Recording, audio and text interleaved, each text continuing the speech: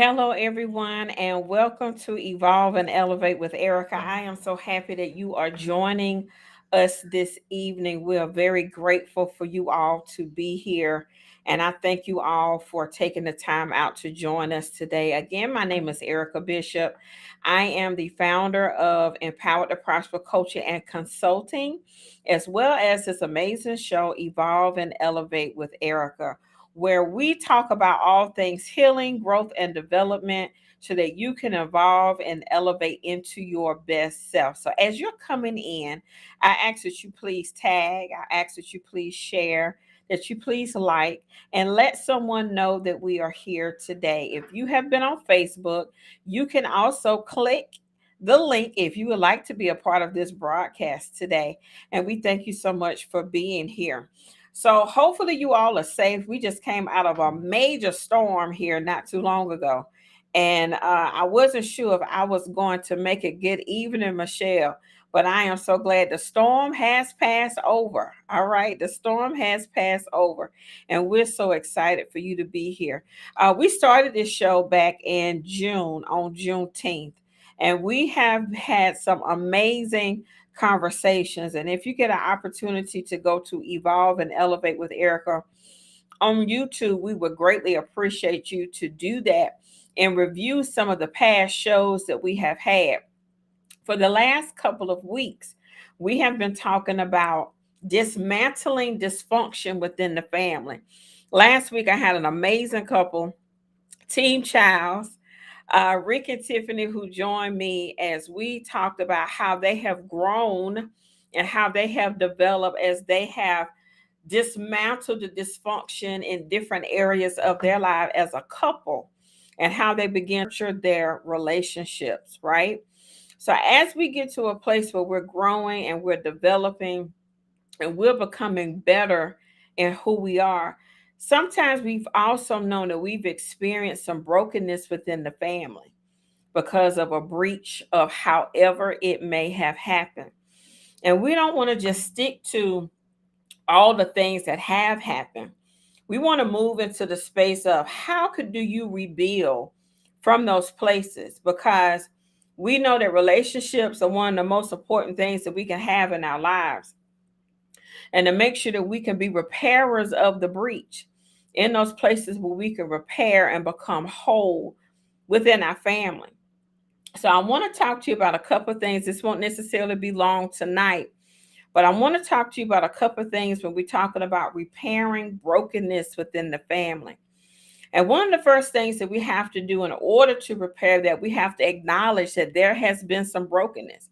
We have to acknowledge that there has been some dysfunction. We have to acknowledge that there has been some places where the fiber of the family has been torn a little bit for whatever reason. And when we do and understand, it requires honest communication. And I know we have different varieties of generations within the family, and we have grown up in places where what has happened, you put it in the past, you don't talk about it, you just let it be. But in order to repair, there has to be honest communication, and it means that there are some scars that or some wounds that may not have healed yet. See, a scar lets you know that there had been a wound there and it has healed. But a scab lets you know that it still hasn't healed yet, it's just covered. So, in many cases, sometimes there may be some spiritual scabs that are still there in some places that have not been healed yet. And yes, you've got to go back and clean out the infection. You have to go back to that wound again, open it back up some cases so that it can get the necessary air that it's supposed to have so that it can breathe and heal properly.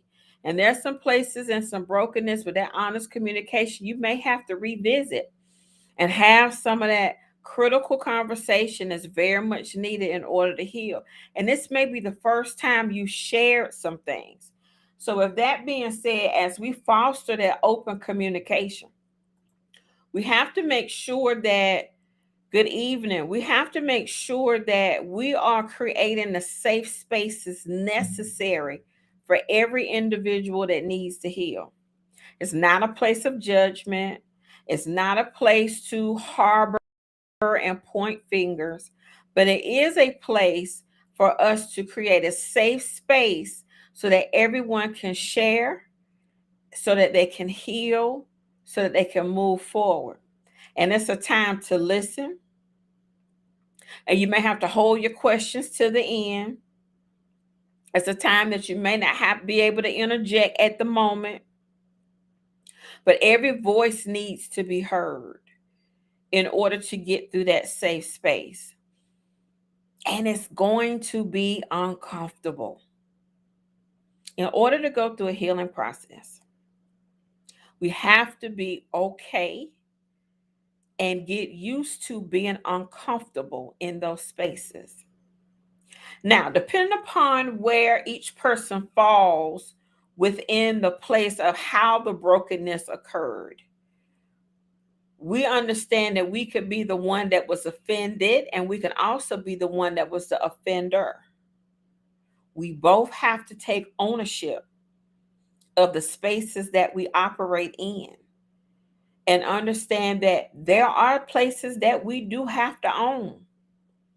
How it was said, how it was done, but what we cannot do is be dismissive. Being dismissive is not going to bring about the healing. Ownership, ownership is what brings about the healing. So as we're continuing in that space, we're first acknowledging that there has been some brokenness. Then we have to make sure we're fostering open communication.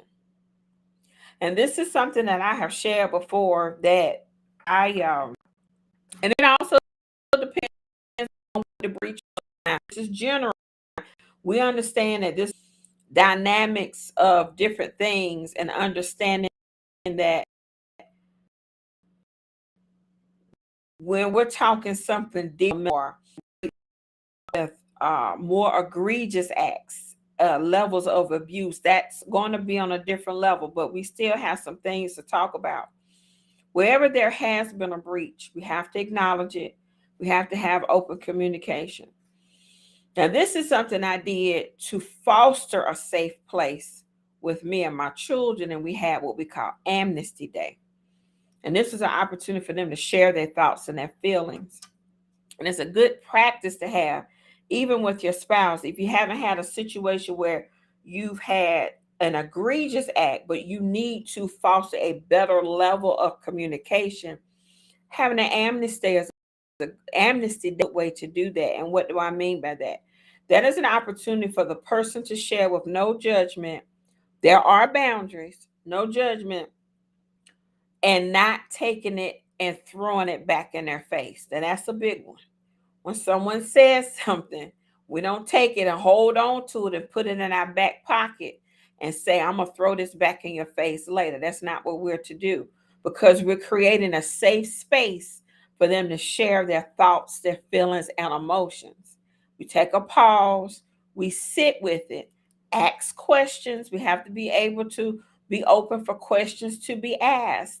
But for some, depending upon how you want to set up your amnesty day, if a person feels as though they're not ready, then you could create what you call a safe word and to let them know, no, I'm going to back up out of it. I'm not ready just yet. And some things are not going to be answered in one sitting.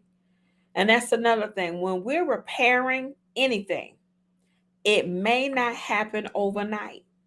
And it may take more than one time that we're having this conversation to get to a place of resolve, to get back to a place of peace for each party. And it may even still be a place of agreeing to disagree. The main thing is, did we have the conversation? So the other part of it is seeking professional help if needed. In any opportunity that we have, and good evening to everyone that is coming in any opportunity that we have as we're repairing relationships, it may be a good idea to have a neutral party there, be it a coach, be it a counselor, be it a therapist, a minister, depending upon what it may be, or a trusted person that that will be unbiased within it, to have that neutral party just to mediate depending upon what the situation is. And there's nothing wrong with having a mediator as you're repairing relationships. If you feel as though you may not be able to do it one on one, and it's good to be able to have a person there as a support through the process, and to make sure that all parties agree, so it doesn't feel like people are blindsided. Because when that happens, that puts up the wall of defense, and you're not going to be able to get through. So, to put all the cards on the table, to have an honest conversation, all parties to agree that we're going to work through rebuilding. And what needs to happen is we're going to have whatever that needs to be in place so that we can have that conversation. Rebuilding relationships are hard. It's not an easy task. But one of the things in all of the rebuilding that you're doing, forgiveness is the greatest key to it all. Now, it does not mean that the person is excused from the act or whatever it may have been, but forgiveness is necessary for you, for me. No, I'm not going to say that I forgive, that I'm wiping away what happened, but I'm forgiving you because I need to release myself. The consequences of the act are still going to be the consequences. But the forgiveness part is so that I can release myself, so that I can grow in a place of peace, and I can let the dis-ease of it go, so that I can move forward to a place of healing. And holding on to grudges is nothing but an open door for offense. It's an open door for bitterness. It's an open door that can create other demises within the family when it comes to the relationship itself. But forgiveness is necessary for the healing process.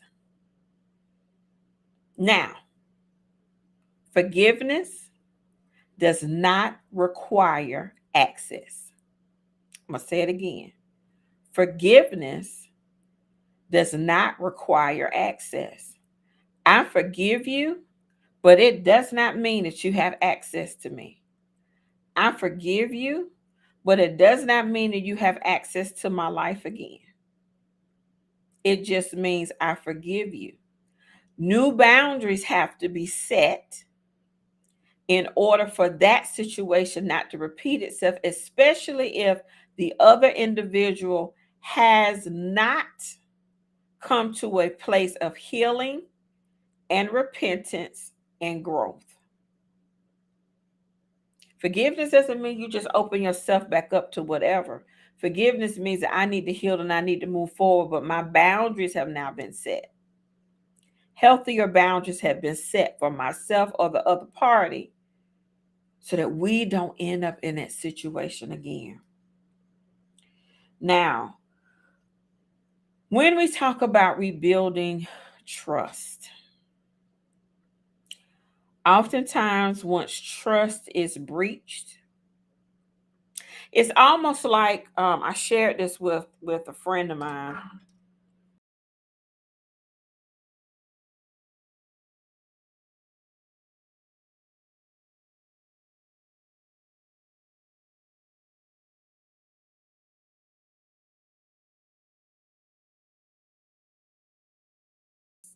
Right? Think of a glass, and you take that glass or that vase and you drop it. It doesn't necessarily break, but it has fragments in it. It's cracked. The vase is still together, but it's definitely shows that there have been fragments there. A piece may have chipped off, and even if you try to pull it back, you're still going to be able to see the cracks all throughout the vase. When we breach a relationship and trust has been breached, it's just like the fragments that you see within the glass. It won't quite be whole again, but it still could probably hold water if you would have put it in there. But you can definitely see the evidence of it. Now, you can't take that same glass and continue to drop it because it's fragile. It doesn't have the integrity that it had when it was first made without any fragments or any cracks in it. So it's going to continue to be fragile, and you have to handle it with care. Oftentimes, if we, sometimes I wish we could see the labels, the ingredients on people, just like you have ingredients when you look on the back of a can or you look on the back of food. It gives you the ingredient list. It gives you the ingredient list. Sometimes I wish we had an ingredient list on people that walked around with their ingredient list. It would tell you how much love they had. It would tell you how much peace they had. It would tell you how much joy, but it will also tell you how much lies and rebelliousness. We could see the ingredients on people. It would make relationships so much easier, but we can't. We have to go through the motions, but understanding that what we can sometimes see is when someone has fragile handle with care on them, meaning that I can't afford for you to drop me again. I can't afford for you to mishandle me again. And when we have breached or had trust issues in a relationship, have been the one that did it or it was done to, sometimes we have to let people know up front, I'm fragile, handle me with care. Because I've had some things to happen. And that's all about being self-aware. And when we lean into self-awareness and we're able to truly articulate who we are and what we are, it also makes dealing with relationships a whole lot easier. One of the things, and I'm gonna get back to this list because I got about six or seven more things to share, probably a little bit more. But one of the things that in my current employer that I really appreciated when I first started working, I've been there for 13 years now. We always are working on our development. And whenever I met someone, they always share, hello, my name is, these are my strengths, and this is my opportunity. We didn't call them weaknesses, we call them opportunity. But whenever I met someone, that was the first thing that they addressed themselves with. Hello, my name is Errica. Relating well to others and talent management is my strength. My opportunity is strategy, right? Or my opportunity may be demonstrating courage, whatever it could be. But what it did, it helped me to identify who I could go to when and who was good at what, and to keep top of mind for someone who may not be the best at this thing. But when I saw it, I let them know that I saw it because they shared with me, this is something I'm working on. When we get to a place of a greater degree of self-awareness, we're not afraid to share. I'm good at this, but I'm not great at that. But because I'm developing and I'm growing and I'm rebuilding and I'm evolving, I need you to call me on this thing when you see it. You're no longer offended. when someone calls it out, because you've given them permission to call it out, because you want to be at a greater degree of self-awareness for you. And when we're in that greater degree of self-awareness, then what happens is we can forgive a lot easier. Because not only do we start extending grace to ourselves to grow, we start extending grace to others. When we see ourselves, not looking in a glass dimly, but when we truly see ourselves, then when we begin to identify the shortcomings or the blind spots that other people may have, we extend grace. Now, I'm not saying that we forgive and forget for anybody that's done anything just egregious, such as, abuse or anything like that. That's not what I'm saying. Well, I do say we do forgive, but the consequence is still there. We said that earlier. So we forgive, we let go, we rebuild the trust, and then we have to make sure we set the right boundaries. And for many of us who have ever been people pleasers, hello, my name is Errica Bishop, and I'm a former people pleaser. Former. If we've ever been in a space where we have been a people pleaser, setting boundaries in the beginning is a hard thing. It can be a hard thing, especially if you have not been delivered out of the people pleasing. Now, the first thing is in that place of self-awareness is, where did the people pleasing come from? Is it out of the fear of rejection, or is it out of the fear of abandonment, which is somewhat similar, but a little bit different?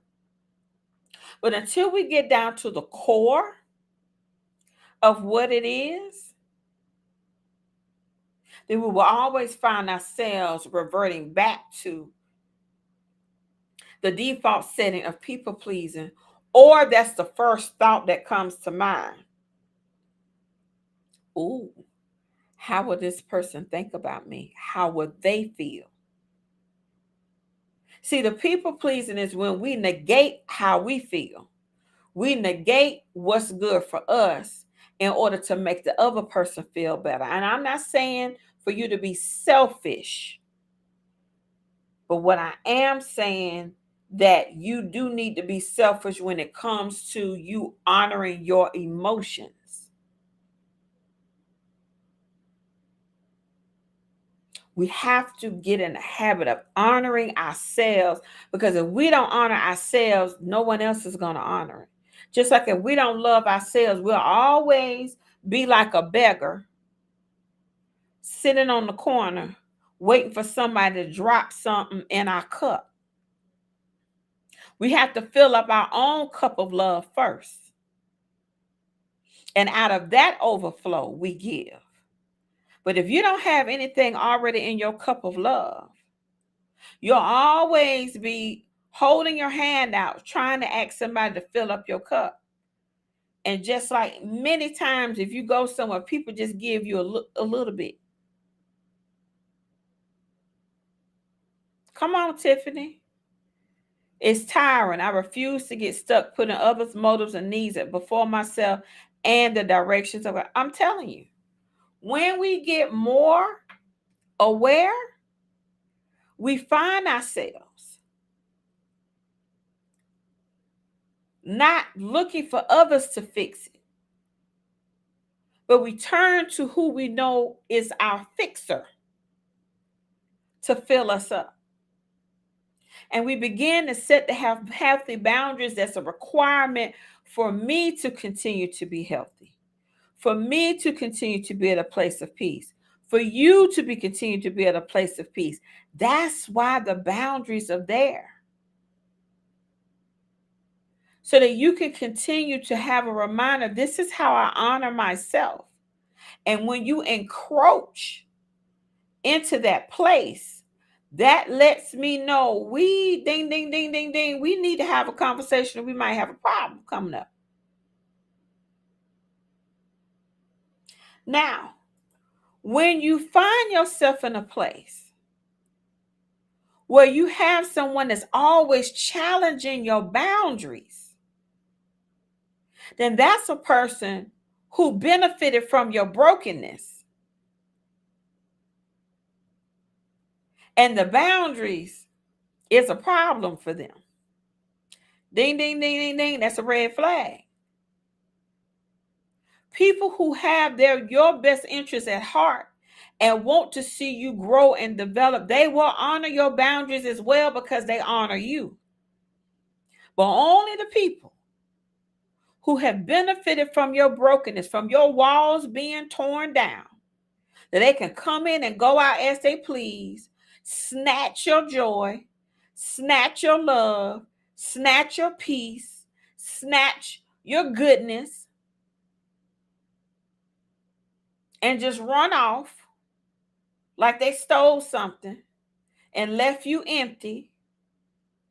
But no, you have now set boundaries because you're going to protect your peace, you're going to protect your love, you're going to protect your joy because it's sacred. And as you're rebuilding in that place of trust, boundaries are necessary. Okay. Building new positive memories. So, if you get an opportunity to make new memories, then that's what we need to do. Because making the new memories are so important because, yes, our memory will kick back in. And we have to make new memories so that we can see what good looks like.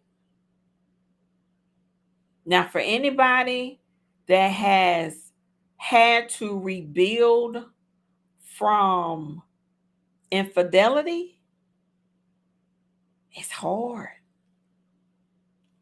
It's not easy. It takes time. It takes a lot of repetition. It takes a lot of growth. It takes extra work because the security has to be there. Whenever you're building a foundation, they don't just throw the foundation down and say, "Oh, that looks level. We're good. We can build on top of." No, no, no. They have to make sure first. They have to test the soil and make sure that the soil is right that can handle what's being built. So we're talking about rebuilding. So as you're rebuilding, sometimes some things have been torn all the way down. You got to test the soil. Is the soil going to be able to handle what we're about to build, the structure that we're about to build here? So once we have had the soil tested, then we know that it's good enough to handle what's about to be built. Then we start laying the foundation. But we have to pack it down and make sure that what's up under it is going to be strong enough to handle the structure. So the ground itself has to be level. We have to make sure it's not too much water up under the ground that it's going to erode up under the bottom. We have to make sure that what's up under it is good. Then you begin to lay the foundation. And as you're laying the foundation, you have to make sure that it is level, that it is sound. And then you begin to build the pillars. And those are your boundaries. You begin to fortify and put up certain walls so you can put up the necessary walls for the structure, but you have to be able to lay the foundation, and then you put up what you call the load-bearing walls to hold the foundation, to hold up what you're building. So it takes time to rebuild. And every place you rebuild, there is some testing that needs to come along the way to make sure it's going to stand. So don't be afraid and think it not strange that as you're rebuilding it, there are going to be some tests to come to authenticate the growth and the development. So let's start at the beginning. We've acknowledged the brokenness. We're fostering open communication. We're seeking professional support if needed. Forgiveness and letting go. We're rebuilding the trust. We've set new boundaries. We're building new positive memories. Surround yourself around the things that you know make you happy, that you know bring you joy. It's about being very intentional about making the necessary memories to show that we can work through this, whatever it is that it may be. Cultivating empathy and compassion.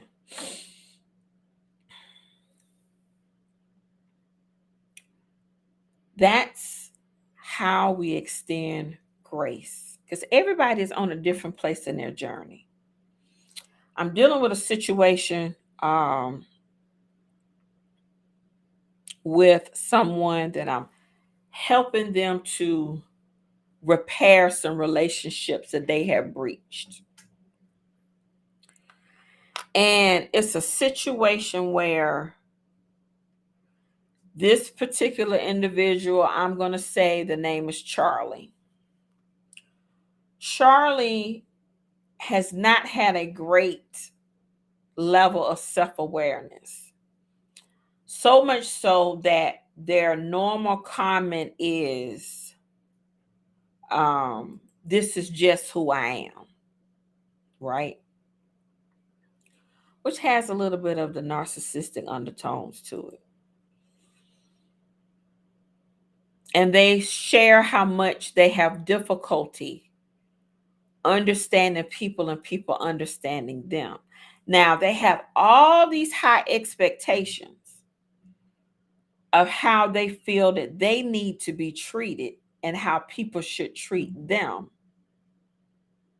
but always making excuses on how they show up. So it's a situation now that they have breached several relationships. And now they're at a point now that it has become detrimental to not only themselves, but also their career. So with that being said, they now need to figure out and work through what it is that's necessary for them to repair these relationships. So first they had to identify, these are the people that I'm having struggles with in these relationships. And the next question is, what do you own? How have these relationships been breached? And it was a time to give them real-time feedback based upon the things that they have done and how they have shown up based upon someone else's perspective and how it has affected them. So now we're dealing with a situation that now they have to go back and begin to work on these relationships. But the caveat to this is they thought that they were going to get by with it by just saying, let's just put it in the past and just move forward.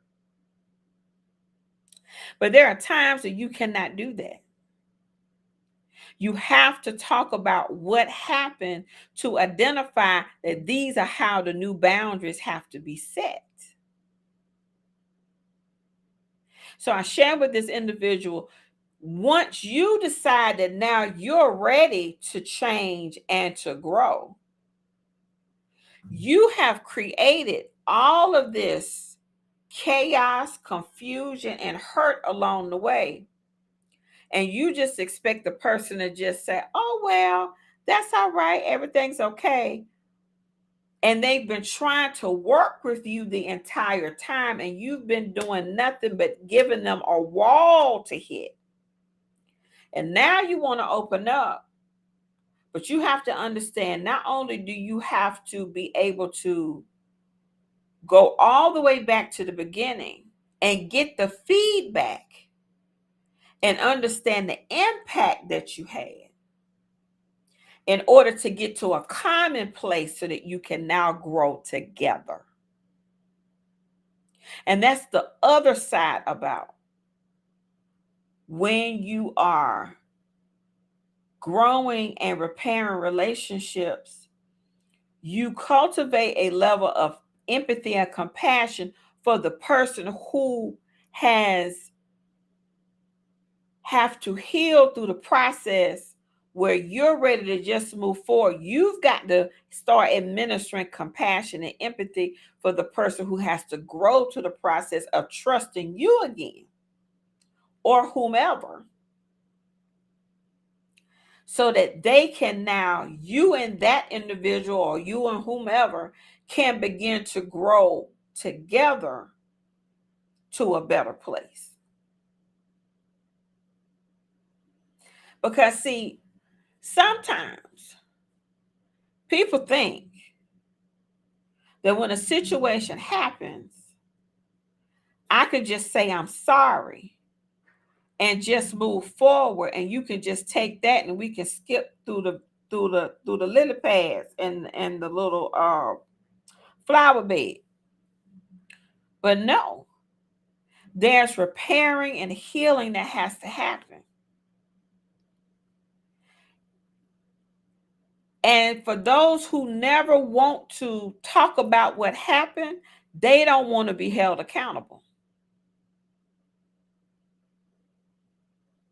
They don't want to be held accountable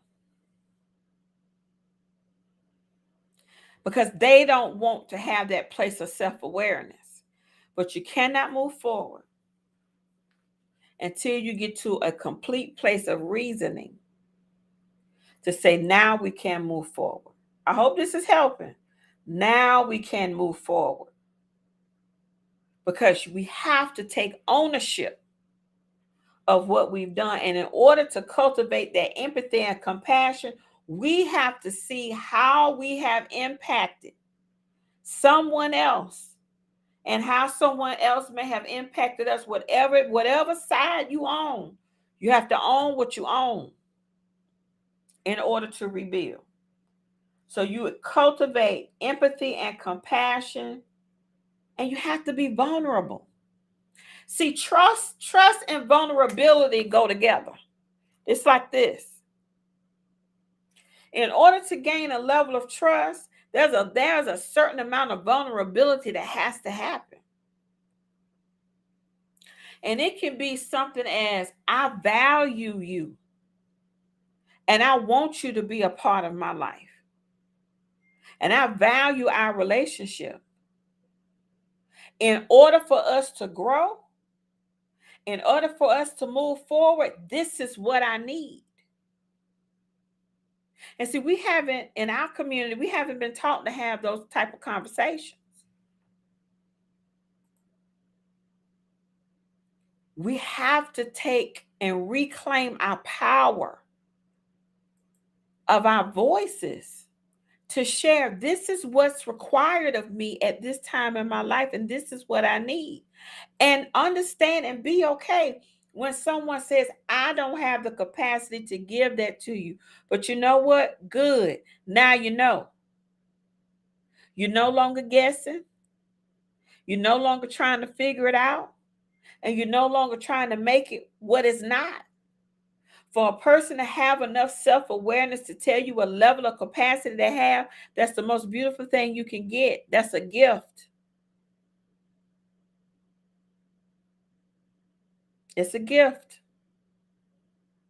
So as we're growing and we're rebuilding, it may even be a place that this is as far as it's going to go.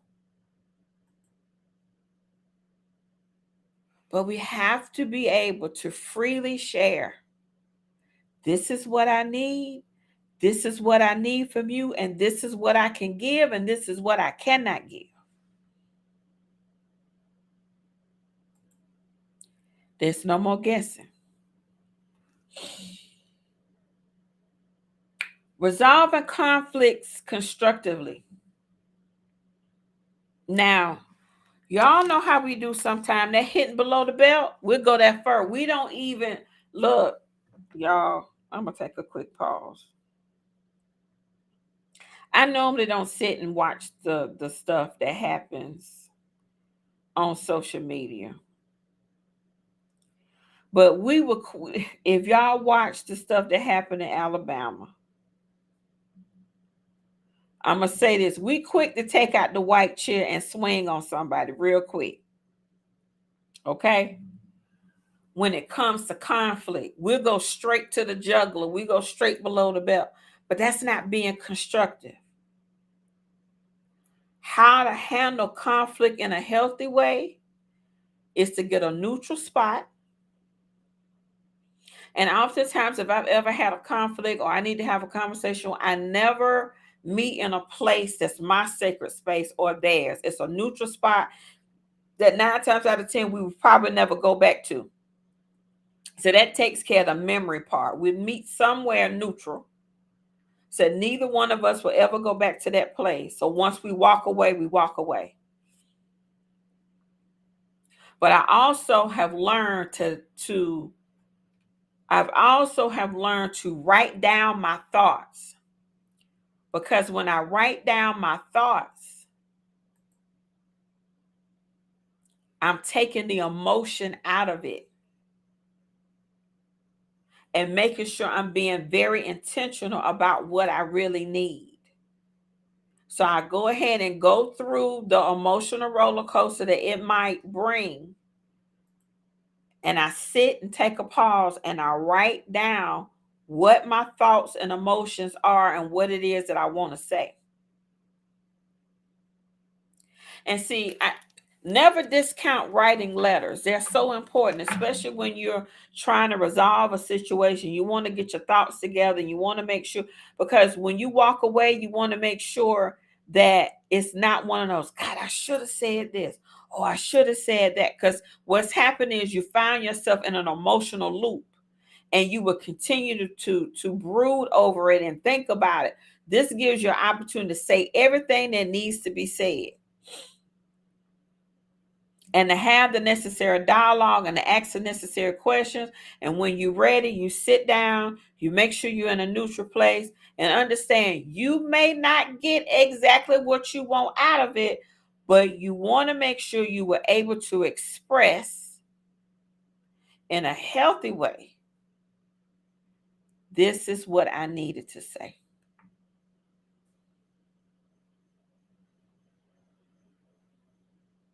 So that when you walk away from it, either you agree or disagree, or you say, you know what, let's table this for right now, and then we'll come back. And I always take a pencil and a piece of paper, because when that person speaks, I want to give them room to speak, just like I want to give me room to speak. And I will write down my questions and hold my tongue to afterwards and go back to it.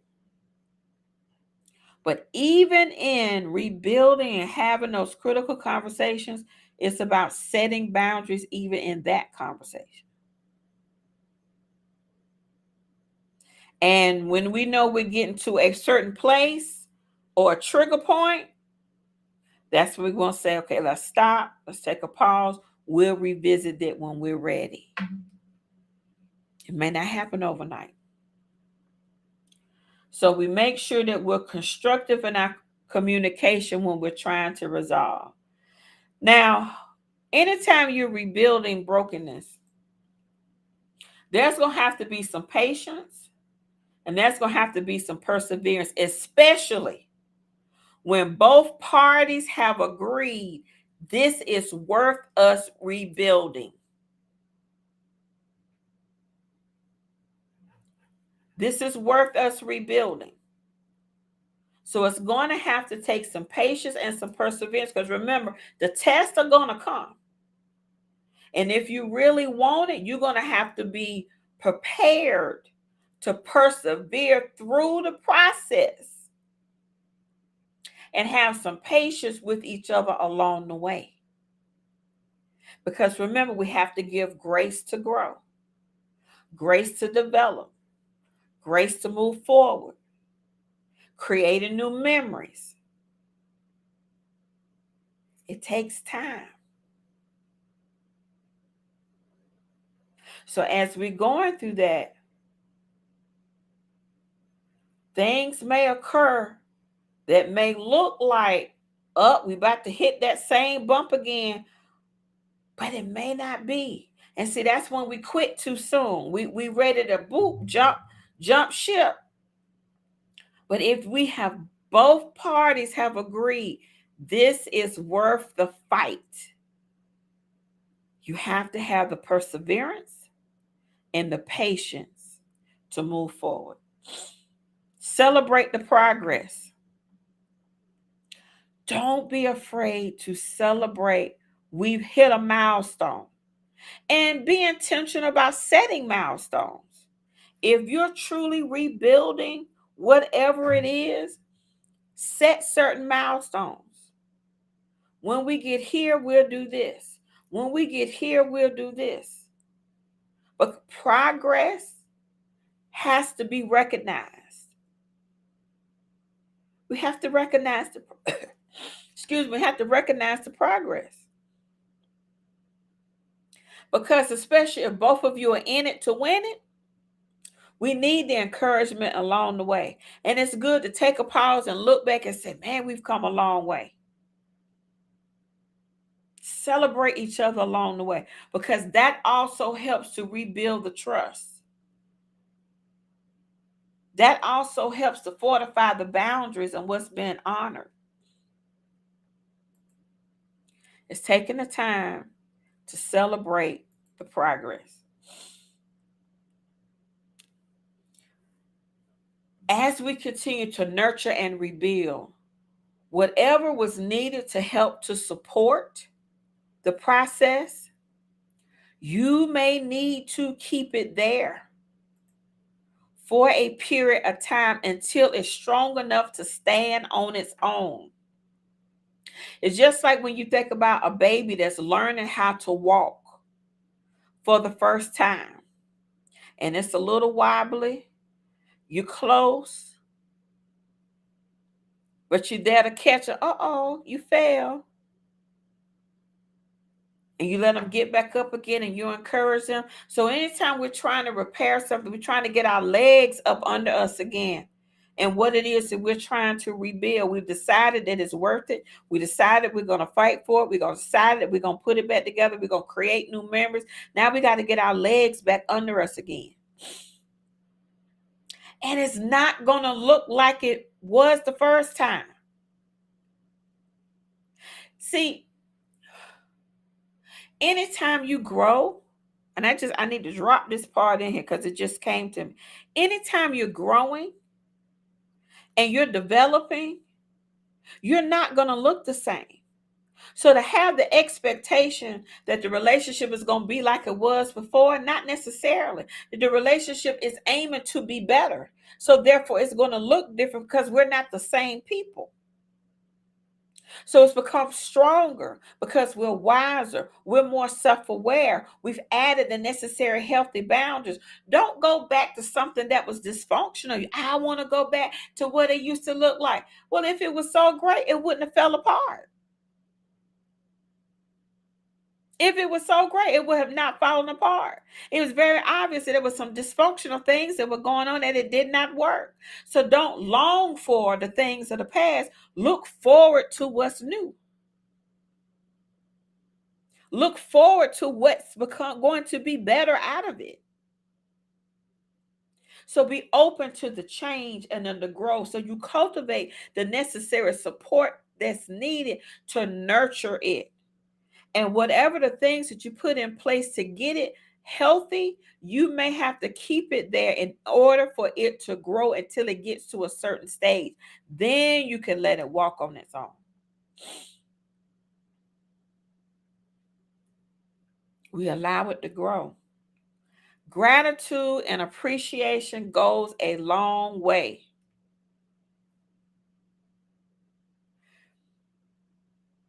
See, when you've gotten to a place where you have someone that agrees and is ready to grow and to develop and change and be better, show gratitude. Because see, when you don't show gratitude and appreciation, 9 times out of 10, you're still harboring some stuff in your heart.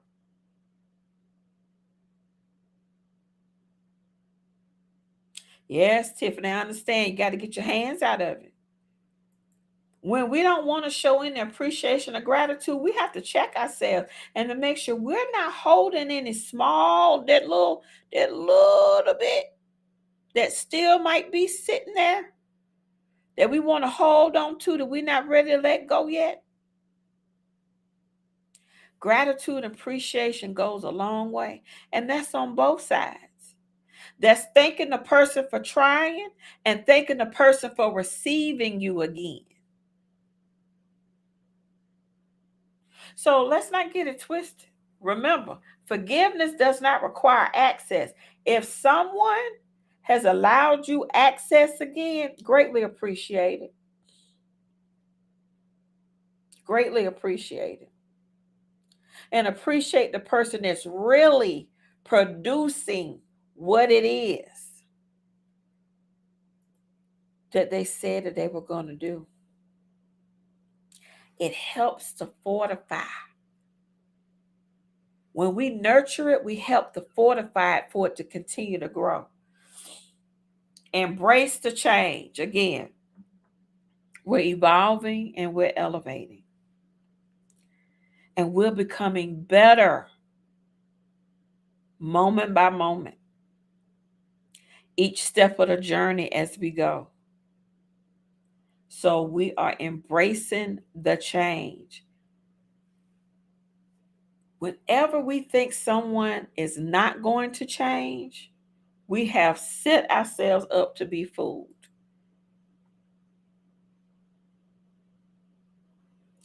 If we are not growing, then we're in a fixed mindset. And that's a dangerous place to be. We should always be in a space where we're evolving, elevating, and growing and expanding into our greater self.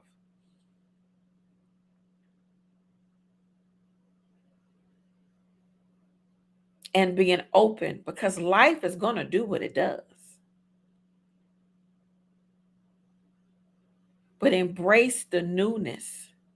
Every opportunity you can to climb higher and to be better. So let's go over, y'all, it was a total of 15 things. Let's go over these 15 things right quick. I'm going to go through this quick list. So this is what we talked about tonight. In rebuilding brokenness in the family, relationships, friendships, however you want to do, wherever there has been a breach, this is what some of the things that we can do to help rebuild.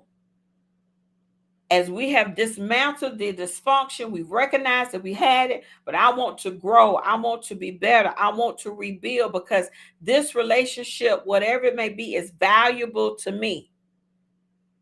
Number one, acknowledging the brokenness. Number two, fostering open communication. Number three, seeking professional support or help. Having someone there to mediate. Having someone there to support. Having someone there to help you come to a place of reasoning together. Forgiveness and letting go. Number five, rebuilding trust. Number six, setting boundaries. Number seven, building new positive memories. Number eight, cultivating empathy and compassion. Number nine, resolving conflicts constructively. No hitting below the belt and just trying to go straight for the jugular.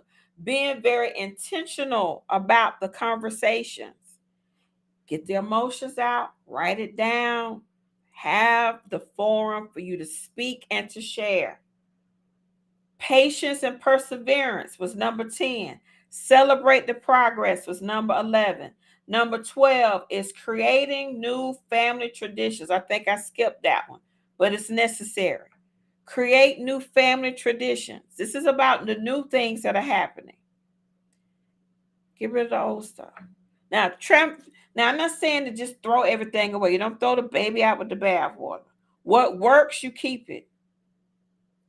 But also create new things to show your progress and growth and your change. So number 12 was creating new family traditions. Number 13, cultivating the support. Wherever you started with the support, continue to cultivate it. Number 14, gratitude and appreciation. And number 15, embracing change. Our relationships are important to us. They're very valuable. And we have to treat our relationships as a gift. Yep, keep the baby. Don't throw the baby out with the bathwater. Keep the baby. Treat our relationships as a gift. And we cultivate and we give grace. Remember, forgiveness does not require access. If that's a relationship that you say, you know what, I'm good here. This is where we are. I forgive you. Move on. You agree to that. That's fine. But for the ones that you have agreed, this is what I want to keep in my life, the person, the situation, circumstance, but this is what I require as new boundaries, that's what agreement has to happen. All of our relationships are a gift. When we treat them as a gift, we don't fumble them. We don't drop people as quickly because we understand how precious the gift is. Remember, every person that you come in contact with is somebody that God loves. No matter what, He loves everybody. We treat each other as a gift. All right? Very good. I love you all so much. I hope this was as good for you as it was for me. We will be back next week. We will have other guests. Alicia will be back with us soon. She's having a moment of rest right now. You know, I love my partner. As we do this together, I'm going to have some additional guests that's going to be coming up next week. I will be also sending out some emails to some of you all who I definitely want you to be a part of this conversation with Evolve and Elevate with Errica.